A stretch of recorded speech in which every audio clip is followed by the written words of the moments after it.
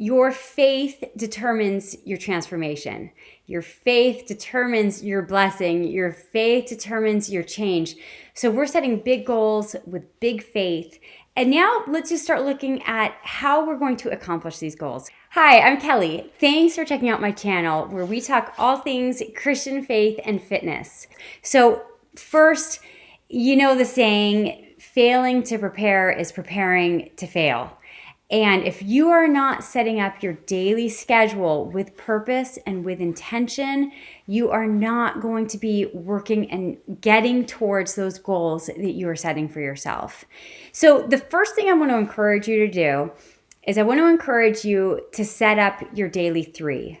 And what this is, or what I'm saying is, I want you to choose the top 3 tasks you will accomplish in each and every given day. So at the beginning of the day, you're going to start by writing a simple little list, 1, 2, 3. I have this in my success planner in the 8-week challenge, and this is our daily schedule that I encourage members to use. So we're going to start out by selecting our top 3. So these are the 3 things that you want to accomplish today. If you accomplish nothing else and only these 3 things, you'll still feel like today was a success. Granted, you might accomplish more than these 3 things. It's totally great. But what we want to do is we want to live lives that are focused. And each and every day, you want a day and you want to live that day in a manner that is focused. So you're going to choose, what are the top 3 things I am going to accomplish today? And you're going to write them down. Now, these 3 things will help you zero in on what's most important, because you know what's going to happen? You're going to have a lot of distractions throughout your day. You're going to have a lot of things that are suddenly going to demand your attention. You're going to have a lot of different things that you can begin doing, getting sidetracked with.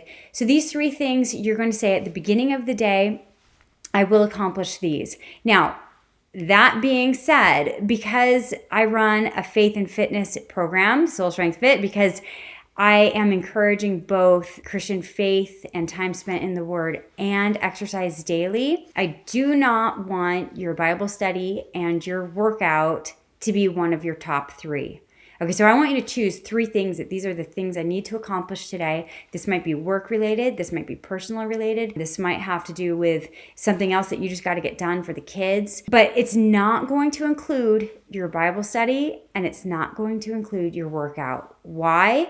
Because I want these 2 things to become non-negotiables in your life. These are the things that just happen. Okay, they are going to become so regular that they are like brushing your teeth or eating dinner. You don't need to pencil that into your schedule. They just occur. So what you're going to do is you're going to choose your tasks that need to get accomplished. You're going to put them into your planner. You're going to decide that you're going to get those done. And you're going to schedule Bible study and exercise, but that's not going to be one of your top 3, but you are going to put them in your schedule. So the next thing I'm going to really encourage is that you're going to really schedule your activities very carefully when you place them. So in my success planner, in my daily schedule, I have blocks of time for you to schedule your activities for the day. And I really encourage block scheduling. That all that means is that you are going to, I will literally take my pen and make little squares, making blocks of time for each of the important activities that I need to accomplish or want to or plan to accomplish that day. So for example, my daily schedule would look like in the very beginning, starting very early in the morning, I begin with my Bible study. And I have a block of time I set out for that. I have my coffee, I have my Bible study. After that, I've got a block of time for my workout. Nothing is coming before these 2 things. And these 2 things happen regularly, daily. And I block out the time for them. Then I need to have time blocked out, of course, just for preparing for my day, showering, making breakfast for the kids, whatever it might be, packing lunches, taking the kids to school. This is also just a block of time I need to have. From there, I have a block of time that I have set aside for work. And chances are this is where my top 3 are going to occur. So within that block of time I have for work, which, on my schedule might be roughly 9:30 to 2 between like school drop off and pickup, Now I'm probably going to further block my time. So for me personally, one of my blocks of time might be for writing. I write a lot of content. One of my blocks of time might be for reading a certain amount of content or recording audio. So I have these blocks of time. I know where my daily 3 will get accomplished because I have them in my blocks of time. So when you are scheduling your activities carefully, notice that I put some things that are very important to me first. I put my Bible study first, and I put my workout first. And one of the best productivity tips I could give you is to schedule what's most important first. Now, I'll say a couple things about this. First, you might just feel like I am not a morning person and I cannot get up and I cannot block off my exercise and my Bible study time first thing in the morning. It just doesn't work for me. I'm a total night owl and I have greater energy in the evening. Okay, and I definitely have members who are this way and who have found great success with crazy 10 p.m. workouts and time in the Word that's not at like 5 a.m. like when I do it, but later on in the evening. So I'm going to say, first of all, know when you have the greatest amount of energy, and then you're going to block those most important things accordingly. But I'm going to ask you this important question. How has that worked for you to not put it first thing? So I kind of have to give you that challenge because I also know many people who say, I can't do it first thing in the morning. But at the end of a year, at the end of a given amount of time, they haven't made progress and they keep letting those habits or those goals slip and they're not accomplishing them. And I would say, you know what? Even though you don't want to do it first thing in the morning and you feel like setting your alarm that early is going to be that much more difficult, if you haven't found success with doing it later in the day or in the evening and you haven't built that as a habit, then I say it might be time to just accept the fact that you are going to get these things done if you put them first. Okay, so generally speaking, I say you've got to prioritize what's most, or figure out what's your greatest priority, and you're putting that first thing in the morning. Okay, so again, there are a few exceptions to the rule, but you've got to be really completely honest with yourself, and you got to ask yourself, historically speaking, how well have I done with putting it off?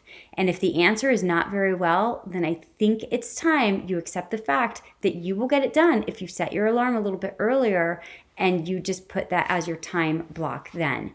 A little bit more about time blocking. As I work into my evening hours, I'm a busy mom of 3. I have to have time blocked off, say, for housework. I'm going to get the dishwasher unpacked, lunch is made, laundry done. But if I still have other goals that I'm still trying to accomplish within my day, I have a block of time, and that is it. So sometimes it takes this mind shift of thinking like, okay, well, I didn't end up getting X, Y, and Z done because I started doing laundry, but laundry took me 2 times as long as I thought it would. Stop right there. Block a time, maybe each day for laundry, and then you get as much laundry done as you can within your given time block. But when your time block is over, I challenge you to stick to your time block and move on. And now you suddenly change it with, well, I have to change my block of time because I have to finish my laundry. And you change it with, I got done as much laundry as I was able to do within the block of time that I had allotted myself. Okay, so you're giving yourself blocks of time, and then you're accomplishing all that you can within that block of time, but then you're honoring that time block and you're moving on because there's a lot you need to accomplish and there's a lot of goals that you're trying to accomplish. So this week, I encourage you to take each and every day with intention and focus. Each and every day, you're going to choose your top 3. Each and every day, you're going to schedule your day. You're going to know exactly when you're working out. You're going to know exactly when you're doing your Bible study. You're going to know exactly when you're accomplishing the tasks that you deem most important. So those 3 most important tasks, those are the things that need to get done. Okay, we have a bazillion important things that need to get done, but they need to get done today. Okay, so you're choosing the things that are the most important for today. You're figuring out when you're going to get in your Bible study, when you're going to get in your exercise. You're planning those blocks in your day. Again, I encourage you to block what's most important based on when you have good energy. And if you know what, sometimes I feel like, gosh, energy, I'm a pretty energetic person, but generally speaking, my energy is kind of the same from start to finish. If you're not basing it on energy, you're definitely basing it on the fact that the most important things get done first. Okay, so I hope this week you feel encouraged and you feel inspired to live intentionally, to live with focus, because we will never become the person that God has intended us to become if we don't live with intention. So each day, this week, live intentionally.